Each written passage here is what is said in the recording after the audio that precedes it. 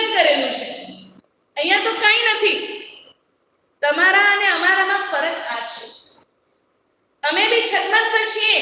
ક્યારેક વિચારધારાઓ ચાલે, પરંતુ આ જે વેશ છે, આ જે પહેરવેશ છે, આ જે ઉપકરણો છે, એ અમને પાછું લઈ આવે.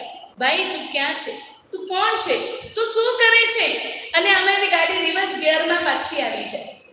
માથા ઉપર જ્યારે મુંડન જોયું, એમને વિચાર આવ્યો, અરે હું તો મહાત્મા છું, હું તો મુનિ છું, અને મુનિપણામાં રહી આટલા બધા લોકોને મારવાનો સંકલ્પ કર્યો. બસ આ વિચારધારા મનમાં આવી અને એટલો બધો પ્રાયશ્ચિત થયું, પશ્ચાતાપ થયું. એટલે 7મી નરકમાંથી કન્વર્ટ થઈને એ સર્વાર્થ સિદ્ધમાં જવાના હતા, પણ એ પશ્ચાતાપનો ધોરણ એટલો હાઈ ગયો, એટલો ઉપર ગયો કે ત્યાં જ એમને કેવલ જ્ઞાનની પ્રાપ્તિ થઈ. એટલે જે મર્યાદાઓ આપણને બતાવી છે, જે ડિસિપ્લિનમાં રહેવાનું